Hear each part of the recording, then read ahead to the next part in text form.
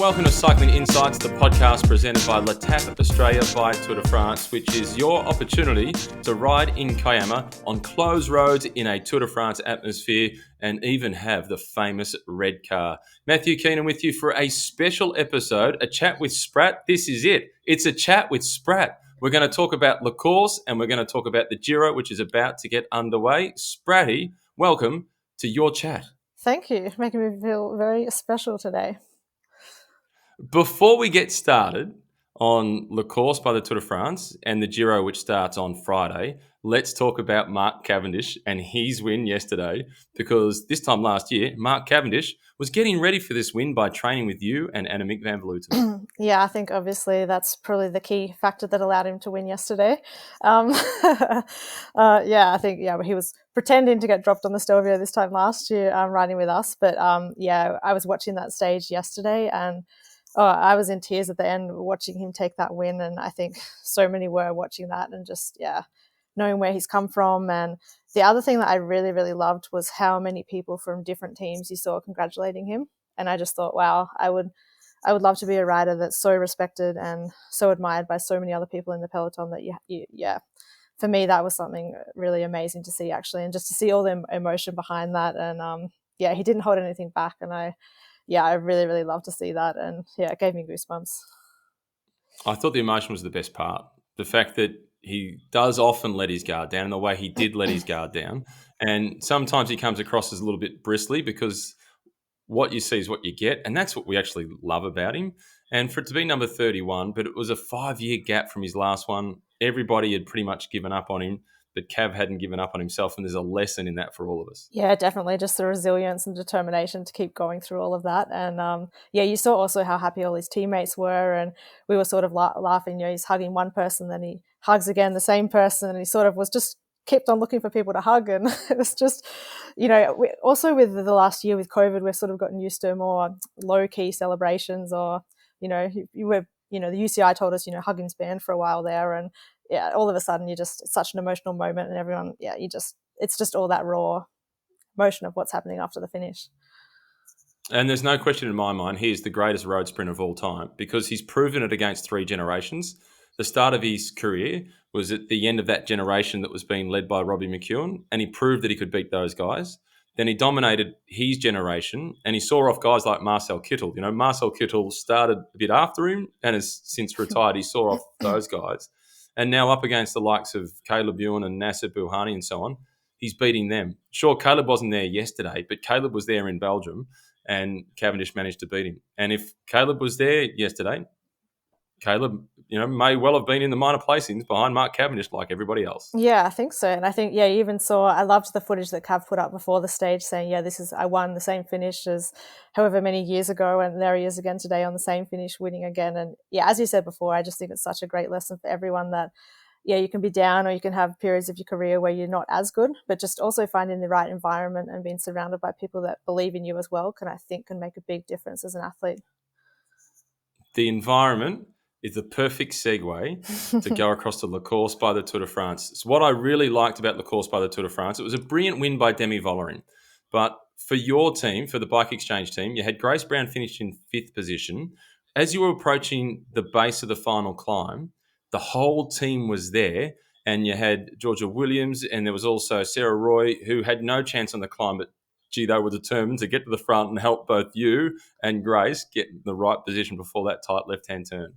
Yeah, definitely. It was a really special race as a team, Le Course. I think even from the start, it was 3 hours race time. I think most of us said the first hour was the hardest part of the whole race. It was sort of, it's Le Course, it's Tour de France. Everyone's excited. Everyone wants to get in that break. And from the start, we had Georgia Williams, who was just man in the front for that whole first hour. And sort of we were getting reports of what was happening, and most of us couldn't really see it because we were trying to save energy a bit further back. But and all the way through the race, right into that leading into the last climb with Sarah Roy. And I think even looking back, it was pretty cool to think that it was Sarah Roy, Grace Brown, Tiff Cromwell, and then me. So the top 4 places, we're all Australians. So I think that must have been pretty cool for anyone watching back in Australia to see, 4 Australians leading into the final few K of the Tour de France race. It was bonkers. I got to commentate on it, and I was with Bridie O'Donnell, and we were looking at each other coming into the last corner, and it was Aussie 1, 2, 3, 4, and Tiff Cromwell took off at the start at the bottom of the climb, trying to set it up for Kasia Nuadoma, and it was fantastic to see the depth of Australian women's cycling. Yeah, I think it's really, really exciting to see that. And yeah, you had Tiff attacking, you had Grace trying to bridge across to Tiff. Even not just Australians, I think we saw really strong rides by the Kiwis, Michaela Harvey, by Neve Fisher-Black as well. So I think, there's a lot of representation for that Oceania region now. But certainly also looking ahead towards the Olympics, we see that, we have a really strong team there, and we're also showing it in the races now. So I think it's, really exciting. When we see those two young Kiwis go so well, I've adopted them, and we've gone into talking about the Anzac contingent, and it's Australia and New Zealand. They're not the rivals when they're riding that well, and we'll touch on those two particularly when we talk about the Giro. For Grace Brown, finishing 5th at La Course by the Tour de France, afterwards, what was her reaction? Was she happy, disappointed, somewhere in the middle? Because there was a lot to like about the way she rode, but she was so close to the win and just misses out. Yeah, I think somewhere in the middle. I think, she had a really strong ride. She said from the beginning that she really wanted to save everything just for the final at La Course, not to go in any early breaks, because normally in all the races that she's performed in, it's more been a break away from, 10K to go. So she really wanted to wait just for that final climb. So yeah, she did put herself, sometimes the racing gets the better of you when you're in that moment. And she was in that break before the final lap, and then she was able to save a bit of energy then and then use it for that final climb. But I think, looking back on it, she did see how strong she was. We saw Cecile Uttrup-Ludwig attack there in the very final. Only Vanderbrick and Grace could respond, and there was the 3 of them away. So I think you saw in that group that Grace really was one of the strongest. And I think, whether she could have attacked from that and tried to go then across to the finish and really put the pressure on the people trying to chase from behind is a question there. But I think, mostly positive. She saw how strong she was, and I think with her goals coming up, I think it's really, really exciting. Oh, it was a phenomenally select group that was left out in front. She was in a group of 8, Demi Vollering the winner, Cecile Uttrup-Ludwig in second position, the great Marianne Vos in third. We can say great again about Anna van der Breggen in fourth, then Grace Brown, followed by Kasia Nuadoma, Soraya Paladin, and then Liana Lippert in 8th position. Just on the Dutch, and particularly DS Works, you've got the world champion Anna van der Breggen. Again, she went early in that sprint. It looked to me like that was not her sprinting to win, but to string it out and set it up to give Vollering the best chance to win. And Vollering, to have that pressure of the world champion who next year is going to be your sports director leading you out, that's a lot of pressure. Yeah, and we saw that also in Liège-Bastogne-Liège, and she performed there as well. And I think I've said it before, but for me, Anna van der Breggen is probably the rider I look up to almost the most, alongside Marianne Vos, just for the way she can switch. And we joke sometimes in the earlier races where, it was clear SD Works had a plan to be aggressive, and Anna would sort of wait back, or she'd be aggressive, and then it looks like they weren't going to win, and then all of a sudden Anna can do something just to make sure they win. So, she can perform when she wants to, but she's just as happy to work for a teammate, and that's what you saw in La Course again. It was clear that, she wasn't going to get away, and she knew it's almost like they just know what to do in that moment, that she needs to string it out. And Demi's proving that she's just getting stronger and stronger, and certainly in those hard uphill finishes. To beat Marianne Vos, it's not many people can do that in that situation. So really impressive. She's emerging as the new powerhouse. The Dutch have had a generation of absolute stars. From when Marianne Vos won that world title in 2006 through to now, the Dutch have really dominated, with Vos along with Annemiek van Vleuten, your former teammate, Anna van der Breggen, and now Demi Vollering comes along. You think you're just about seeing off one generation, and then Vollering emerges. Yeah, and I think it's going to be really interesting, actually, because, those 4 riders you just mentioned, they're all in the Olympic team. I think it's a prerequisite to have a last name starting with V to get in the Olympic team. It's going to be interesting, because I think when it was first selected, or, a few months ago, people would say, okay, Vollering's there, she's the youngest one, she'll be there, to support Anna more so probably. But now she's really emerging as potentially their best gold medal hope. Everyone will look at Anna. Who do you look at when you look at the Dutch team? So they're going to have 4 such strong cards, and she could, in fact, be their best gold medal hope. Yeah, and oddly enough, with the Dutch team, the 5th and 6th rider who don't get to go to the Olympics, if they were there, they'd be a chance to win gold too if they were riding for another nation. Yeah, exactly. And that's what we always joke about. Yeah, you wouldn't want to be Dutch and trying to make that team. It's a tough team to make. But to close out on La Course, how do you assess your performance there on Saturday? Yeah, I think, I just came off altitude and went into the course there. So, yeah, to be honest, it wasn't exactly the performance I would have liked to have had. I did feel like even the day before the race, I still felt I was carrying some fatigue from that altitude block. But I do think it wasn't a terrible performance for me, but I certainly would have hoped to have been in that front group. But I think it was important that I got that race in the legs, and yeah, just happy to get that little bit of intensity after so much volume in Livigno. And yeah, we've travelled now to Italy, so a few easy days, and I think the freshening up will be good. But yeah, it was really great to be there with our Giro team and kind of get back into race mode and see how strong all my teammates are. So it gives me a lot of motivation. Well, that closes out our chat on the course. A brilliant performance by Demi Vollering. We're now going to focus on the other race that you just mentioned, the Giro, which kicks off on Friday. So it's 10 stages. Let's take a look at the course before we go through the favourites to actually win the race. And it kicks off on Friday with a 26.7 kilometre team time trial. That's a long team time trial to get things started. Yeah, there's nothing like getting straight into the zone of absolutely smashing yourself over 26K with your teammates. But historically in the last few years, we have always started our Giro with a team's time trial. Probably not that long, but that's what it is this year. So we're in Caneo, quite near to Torino. It's mostly flat, a couple of lumps, but it's going to be a really fast course, I think, and already sort out, where people are looking on GC. Stage 2, it goes to Prato Nervoso, so a proper mountaintop finish. We mean a proper mountaintop finish. Back in 2008 in the Tour de France, Simon Gerrans won at the top of that mountain in a breakaway, and the battle for the yellow jersey was between Cadel Evans and Frank Schleck. You ready for Stage 2? Just got a little bit nervous when you said that, but yeah, very ready. I think, when you describe a proper mountaintop finish, then that's what really gets me excited. We did come on Monday already. We've ridden the course. We rode the first part of the mountain, and then we drove to the top. So we have seen it. It's spectacular. It's probably the last 13 kilometers is solid uphill, 7 to 10%. So it's going to be already a big gaps in the GC, I think, and we're already going to see who's really on form.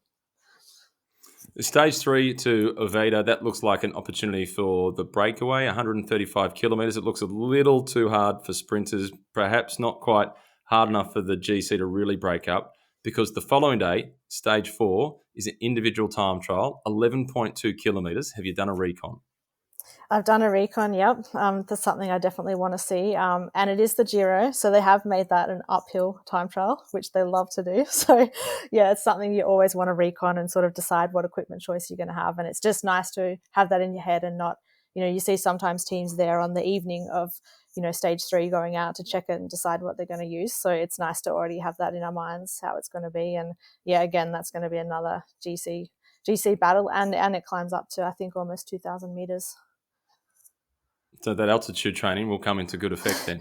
Exactly, yep.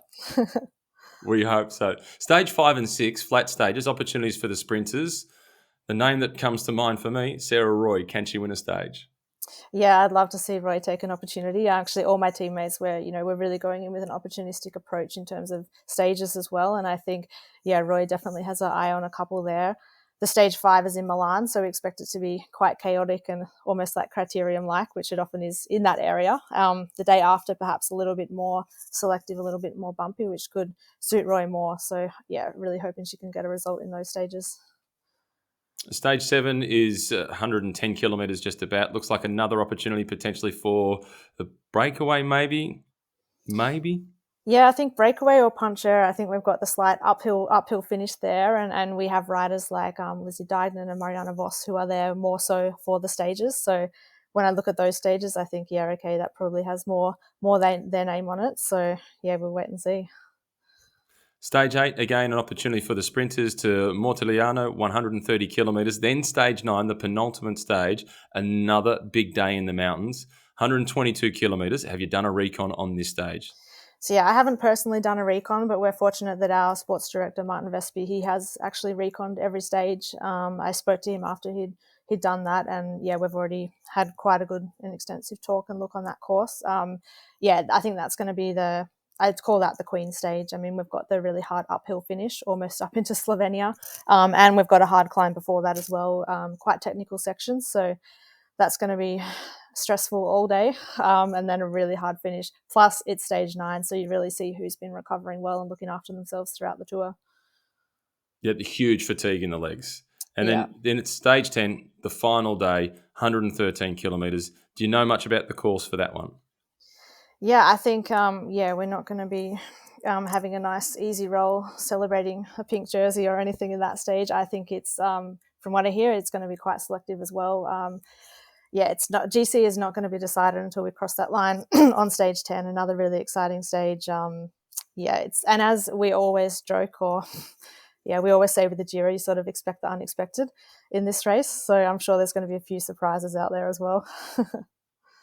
Okay, we're looking for a little bit of variety on the honour roll for the Giro. Across the last 10 years, you pretty much needed your surname to start with a V, like you mentioned before about getting onto the Dutch team for the Olympic Games. We've had, from 2011, Marianne Vos, Interruption with Mara Abbott from the United States, then Marianne Vos again, then Anna Vanderbrick, another American, Megan Garnier in 2016. Then it was Vanderbrick, Van Vleuten, Vanderbrick. Who's the favourite in 2021? Someone with a V, I think, clearly. No, it's time to break that. I think, that's pretty incredible, isn't it, when you think? And just, even when you look at longevity of the career of some of those riders as well, still at the top of the game. But, I think it's time to break that. So looking at DS Works and the team for Anna Vanderbrick, and she has to start the favourite as the defending champion, surely. Yeah, I think so. And she said that she really enjoys the Giro. For her, it's a race. She comes out stronger at the end of that. So I think for sure she'll be looking there. And I mean, they've got such a strong team with Demi Vollering performing really well. Sort of the bigger question is will the climbs be a bit too long and too hard for her? But I mean, she showed in full to Burgos that she can almost do anything at the moment. She's in really great shape. And they have also Niamh Fisher-Black, who in La Course as well was performing really, really well. Ash Moolman. So they have four really, really strong climbers in great shape as well. So they'll definitely be the team with the most depth, I think, when it comes to the really hard climbing stages. Can you believe you've just spoken about that team, right? And you've talked about these riders all being really strong. And one of the riders who you didn't mention, Chantal van den Broek, the former world champion. So the team is that strong. The former world champion didn't firstly spring to mind. Oh, no, that's how strong the team is, Spratty. I'm sorry, Chantal. You're right. Yeah, you're right. You kind of look at their start list and think, "Whoa, okay, that's a strong team." But I think with that also comes a lot of pressure and responsibility. There will be a lot of eyes on them to, if stuff's happening and they're not in it, then they'll have the pressure on their shoulders. Yeah, I'm really excited about the future for Niamh Fisher-Black. She was fantastic at the course. She was really good at the Giro last year also. Yeah, she was in the Paula Cart, I think the team was called then. And also racing alongside Michaela Harvey, Elise Chabi, and she was really strong there. And I think that's where a lot of people really started to notice her. And she's a real racer. She's a very petite and small rider, but she's certainly not afraid to race in the peloton and move her way around. And I think she's really flourishing in that team actually, and thriving off riding alongside people like Demi and Anna. And I saw she was at an altitude training camp with them. So I think, she's learning from the best at the moment, and it's paying off. Yeah, she's in good hands with a huge future. Let's go across to the other big Dutch team, Jumbo-Visma, with Marianne Vos. Do they have another card to play, Jumbo-Visma, apart from Vos? So I don't think Vos is going to be able to stick with the best climbers. No, and I think Vos has already sort of indicated that, with a view to the Olympics and, just how she comes out of the Giro, that she will definitely be there targeting stages and probably losing a bit of time in some other stages. So I think for sure their biggest goal will be stages there. They have strong riders like Rihanna Marcus as well, but I think in terms of the overall GC, I think, that's probably not going to be their priority here. The other big team that will have huge hopes for the overall classification is Trek Segafredo. Yeah, for me, that's a really strong and really well-drilled team. We even saw in La Course they raced really, really well there. They didn't get the final result, but I think the way that they raced tactically was really good. Eliza Longo Borghini, Italian champion, she's just been getting better and better. And yes, the Giro, it's a home race for her. She didn't race La Course. I think she was freshening up for this race specifically. So for me, she's probably one of the biggest favourites for the tour, and she's got so much experience around her. Lucinda Brand, who in her own right I think she's raced top 5 or finished top 5 on GC before. Ruth Winder, Lizzie Dignan, I think a lot of experience. I think she'll be going more for stages here. And she's also someone who's so happy to work for her teammates and then take an opportunity if it comes. So very, very strong team. Guess what you've done again? I've missed out a world champion, haven't I? Alan Van Dyke, former time trial world champion. So she's going to be really important on day one for the team time trial. But when we were commentating on Saturday, Friday night on the course, what was interesting in looking at SD Works and then Trek Segafredo, you're trying to work out the weaker link in the team and who's going to be doing the job earlier on. And on both of those teams, and now looking at Trek Segafredo, you're just looking at who's not the strongest. As if there is no weak link in that team. And looking at the opening stage, the team time trial, with Ellen Van Dyke, she's not going to be a factor in the mountains, but she's going to be enormous for that team on day one. Yeah, definitely. And they'll definitely look to use her. And I mean, she was one of the athletes actually who had COVID earlier in the season. So she had quite an interruption. So it's nice to see her actually, well, nice and not nice when you have to race against her, but it is nice to see her, back in top form and really right there, up there. But yeah, she's certainly going to rip some legs off, I think. Good for you, not great for. Good for her, not great for you. Yeah. So across to Canyon SRAM, and I'm surprised to see that for Canyon SRAM that Kasia Nieuwendamer is not starting. Yeah. So Kasia, she's been pretty vocal, I think, for a while that she wasn't going to race the Giro. She just feels that it's something that for her it's really, really stressful, and she just carries a lot of fatigue out of it. And with her major goal being, she's basically said her entire focus is on the Olympic Games road race. So she's opted to sit that one out, and she'll go to Belgium in preparation for the Olympics. But actually exciting because I think it opens up a real opportunity for Michaela Harvey, Elise Chabbey, particularly Michaela. She's a young Kiwi rider, and she's been very impressive last year in the Giro. I think she won the Young Riders jersey and was just getting better and better throughout the Giro. So it's pretty exciting for her that now she's kind of got that with Kasia out. I think she's been given more that leadership role in the GC just to see what she can do. So a little bit of pressure, but I think, she's got a great team around her and just, the opportunity to see what she can do.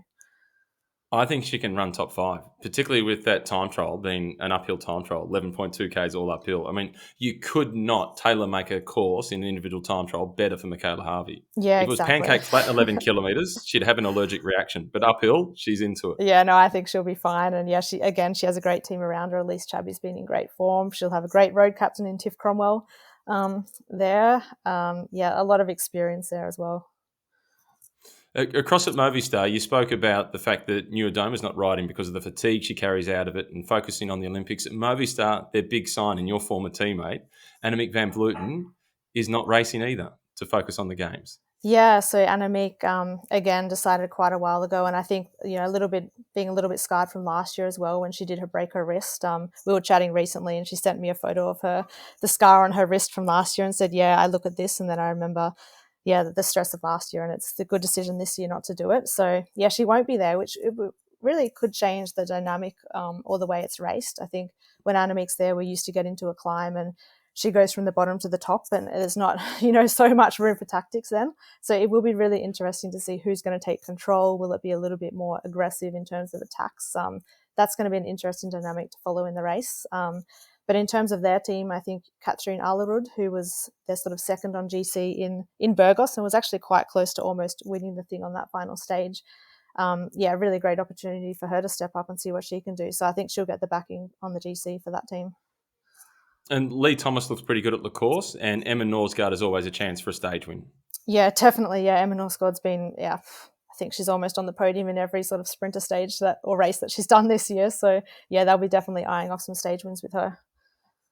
Down to FDJ, the big French team, and one of the absolute favourites for the media is Cécile Uttruck-Ludwig, because she is the world's easiest interview, Spratty. You just put the microphone under her nose and say, give us your thoughts. Yeah, I know, incredible. I think she's definitely got a role after cycling, whether it's interviewing or even acting. She's definitely quite dramatic and always offers a good point of view, I think. But she backs it up as well with what her legs are doing at the moment. You saw in La Course she was really strong, and also the difference I see in the last maybe year with her is that she's really also probably believing in that more and becoming a lot more aggressive. We saw a lot more conservative approach sort of previously, and this year I've seen her being really aggressive and really going for it and sort of risking losing to win kind of thing. So I think she's really backing that up now with her legs. And for me, yeah, she's looking in great shape. The team's not finalised yet in terms of the start list that I've got access to anyway. I'd like to see Brodie Chapman on the start line because she looked pretty good recently as well at the course. Yeah, I really hope Brodie's racing. I haven't heard actually, but yeah, she's been great all year, I think, and a really, really valuable teammate for Cecile. And I think, you see an early break, you see, a dangerous move going, and more often than not, Brodie's the rider from FDJ in that. So yeah, really great rider for them. A couple of more teams to get through before we go to Team Bike Exchange. The next team is Live Racing, and the name that jumps off the page, to me at least, is Soraya Paladin. Yeah, so Soraya's been going really well recently, almost the last couple of years now. She's just been named to the Italian Olympic team for the road race in Tokyo. So again, she was in that sort of front group of 8 or 9 in La Course, so she'll be a really strong contender. She was up in Livigno as well at the same time as us, training the house down. So I think she's, as an Italian rider, I think there's a lot of pride in racing the Giro and performing well here. So I expect her to be right up there. DSM, and they've got a strong team, but I can't see a winner coming out of that team at the moment. Yeah, I think they always have a younger team. They have some strong riders. I think Liana Lippert last year was quite good. I think Juliette Lebeau, I think with the longer uphill finishes, it probably will suit her a little bit more, also with the time trial as well. So she's racing both the time trial and the road race in Tokyo. So a lot of her training is targeted towards that. So I expect her to be more the GC contender with Lippert as a second option there. But I think the big one for them as well is Lorena Wiebes, who they have brought here. They'll definitely be eyeing off those sort of really pan flat stages for a stage win with her. So I expect them to take a lot of control on those days. For them to do a lead out for her, what role does Corinne Rivera play? Because if she's the lead out person, you're not getting much of a benefit of sitting in the slipstream. That's true. Maybe she'll be a sweeper behind the wheel and trying to ward everyone off. I think she'd be pretty good at that. She's small, but she's certainly feisty. She's quick too. Yeah, she does give them another really great option. And I mean, on some of those more puncher stages or rolling stages, then I think Corinne will be a great option. A wild card in the entire race is the Spanish national champion, Mavi Garcia, riding for the LA team. Yeah, Mavi's been racing really well this year. I think we even saw from the start of the year in Valenciana. She was away with Annemiek van Vleuten in the last two, left there. And she's almost a quiet achiever. And sometimes you see her attacking in a race and she's not the first person that people cover, but she's becoming such a top and dangerous rider now that I think, people are really noticing her. And I think, again, she's preparing for the Olympics. I think the Giro, she's in an Italian team as well. She's the leader for that team. So I think, there's a lot of expectation on her to perform here. I like the way she won the Spanish national championships. Yeah, that was impressive. I was definitely not cheering for her as my teammate Ana Santesteban was away with her. But yeah, it was impressive what she did just to attack there and just ride away on that uphill finish. And I think she's racing with a lot of confidence at the moment. She looked really good. One last team before we get to you and Bike Exchange. Team Tibco Silicon Valley, they've got Lauren Stevens in there, but if everything goes pear-shaped for them, they have Emily Newsom, and if you've seen the video that they've posted of her playing the piano, they'll be fine with their mood in the hotel as long as they've got a piano for Emily to be able to play. Have you seen it? Yeah, I actually looked at that just before, and I think if anyone's listening, it's worth looking at. Pretty incredible. Definitely a big talent there on the piano and also on the bike. Lauren Stevens, she just won the American National Road Race, so she'll be in the Stars and Stripes, certainly in good form. I think Kristen Faulkner's another rider for Tibco. She was, this is her first proper season on the road. She was top 10 in most of the classics, so I think on those sort of, medium stages, that's a good option for them. Okay, one team to go. Bike Exchange. Take us through it. Brilliant team, all on form, ready. Great leader. Great leader, yeah, brilliant people, really fun to be around. In all seriousness, I think, the Giro is always a big target for the team. I think we've prepared really well. We were up in Livigno at altitude together, training there, and that also allowed us to really do some specific work, for the team's time trial, along with our time trial coach, Marco Pinotti. So I think that was quite valuable doing that. I think we saw in La Course.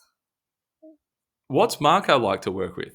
Marco's fabulous. Yeah, we really enjoyed it. I think he's definitely has sort of that time trial brain and very analytical. But I think when you're trying to improve something like time trialing, I mean, aero is everything for him. I think he walks in an aero position to breakfast, to dinner. He walks in an aero position. No, he's still fit. I mean, he was half wheeling us, and he was on the bike as well, which I think is really valuable when you're trying to do something like that and someone's on the bike and can, really feel it. So I think, that was some really valuable sessions for us and gives us a lot of confidence heading into this week. He's the kind of guy I can imagine him saying, "Oh, I've put on a bit of weight since I retired." And you say, "How much?" And he would say 637 grams. That's about how much it would be, I think. Or he's probably even lost some. Certainly very fit. And he was going out in the morning at 6 a.m. And he said he went out one day at 5:30, I think, out riding in Livigno when he said it was 0 degrees. So, I mean, he's still got that rider mentality in him, but it's kind of refreshing when you get that around you in the team and you're preparing for such a big goal. Nice. Okay, back to the team. No, back to the team. Yeah, I think really excited. I think we have a really strong team for the team's time trial. Georgia Williams has really stepped up this year, and that's been so great to see both I think in the team's time trial she'll be a real engine for us and just generally in most of the stages a really reliable teammate and moving around the bunch really, really well. Sarah Roy, again, she'll be a big engine for us in the team's time trial and just such a super teammate. And she's someone that you give her a job and, she'll always do it and be really reliable with it. Janneke Ensing as well. She didn't do La Course. She raced Lotto Belgium Tour, but she was in really great form there and really up there in the break with Van Dijk and Kopecky. So I think she's showing a lot of form coming off altitude, which is exciting. And then we sort of have the three for the GC or the, tackling that side of things. So that's Arneas and Esteban, my Basque teammate, who's been climbing really well. And I think, she'll be really valuable on the climbs and also can go for a result herself. Grace Brown, who, as we've mentioned already, is in super form. And I think, she maybe she gets pigeonholed sometimes as just a classics rider, but I think she's got so much more to offer. I think she can it's going to be really exciting actually to see what she can do on the climbs here. I think she's in really top shape and certainly that stage 4 time trial can definitely suit her and she'll be gunning for a stage win there. So keep your eyes on that one. And then, I'll be the final rider and really hoping to perform here for the team and got a great team around me. It's, as I said, I think it's a course more similar to 2 and 3 years ago where I was on that overall podium. I feel like the longer climbs suit me and I prepared well. So, I think, it's exciting. We've got a great team for it. Well, Spratty, in the midst of covering the Tour de France, I'm going to be keeping a really close eye on it. I can't wait to see how you go. Thanks for giving us the best insight that we could have had into the Giro, which kicks off on Friday. Good luck. Thanks, Matt. Cycling Insights is presented by L'Etape Australia by Tour de France. To join us on the ride in Kiama, visit the website letapeaustralia.com. Spratty, we'll see you next time. See ya.